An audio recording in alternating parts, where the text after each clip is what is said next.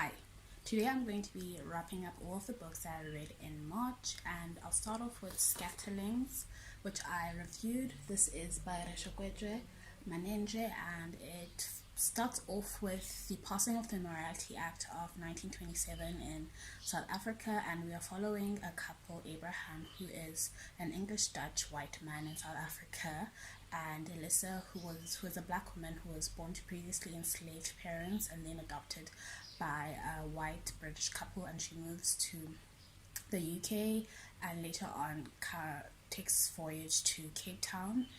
Alyssa and Abraham have two children, and at the beginning of the book we already learn that they have had so many difficulties in their marriage, and the passing of the Immorality Act, which prohibited any relations between white people as well as black or any non-black people of color, basically, is obviously going to weigh so much on their relationship as the state is being fascist and is moving into their private lives.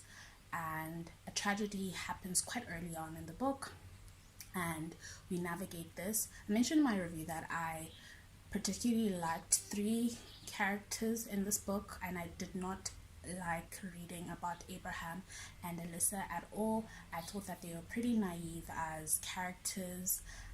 For example, Alyssa is obviously depressed. Like throughout her life, she's been depressed because she's kind of confused about her identity, and she's navigating an extremely anti-black world. So you can see her internalized anti-black racism and just like that trauma.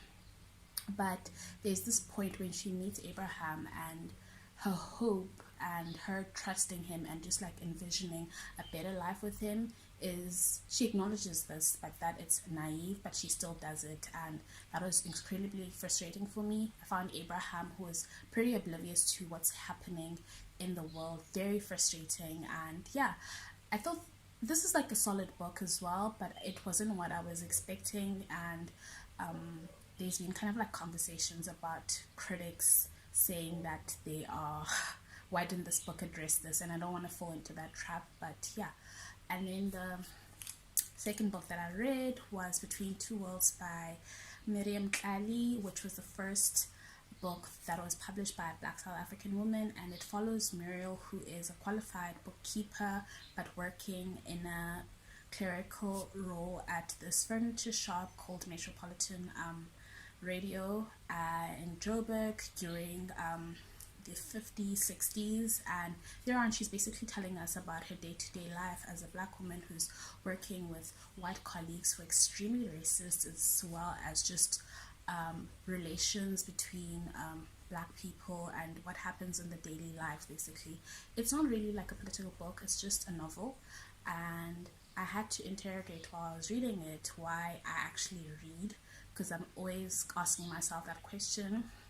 And I did come to a conclusion that I mostly read for my own entertainment, to also learn something. Specifically when this is non-fiction, I am looking to learn about something. I'm not looking to learn anything in fiction. To be honest, I'm looking sometimes for relatability, for something that's funny or is gonna move me, and I didn't really find this in this book. And it's always such a complicated thing to say that about people who played a role in what this country is and who played a role in my freedoms, and I'm always so conflicted about reviewing historical or like really important people in history. And yeah, I didn't enjoy the book though, and I thought that I need to be honest about that. Yeah.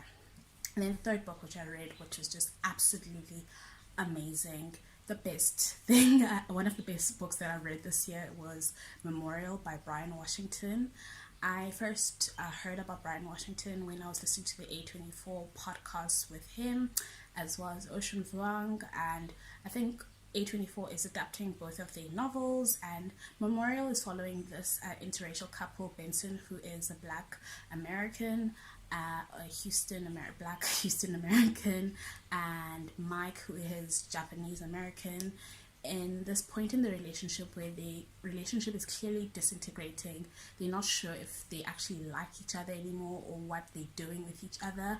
But what happens in the beginning of the book is that Mike decides to go to Japan to take care of his literally dying father, as his mom comes from Japan to visit him without really knowing like the full details. So it's very tense because Benson has never met Mike's mother, and now they are going to be in the same space while Mike is in Japan. And divine, it was the best thing. At first I was anxious. I was like, how can a person leave another person or someone they don't know, and a parent at that? But just absolutely divine. This book made me hungry because at the beginning of the book was told through Benson's eyes. We're just like kind of following the relationship between him and Mike's mother, and then with his families as well as colleagues and other friends. Benson is a very closed off character, and I had the privilege of learning more about him in the second part of the book, which is told through Mike's perspective while he's still in Japan and later on comes back to America.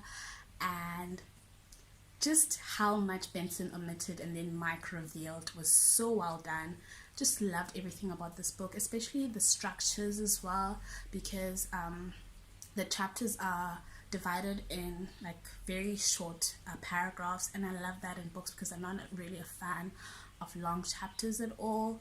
And then also love the way that Bryan employs fucking, the word, which is a lot, and I love swearing, so this was just like divine for me to read and see how well that word was constantly used. Everything about this book is just sublime. The writing, it's perfect, and really so excited to read more of Bryan Washington's work and explore their journey as they go on. And I wish them success because this book was fucking amazing.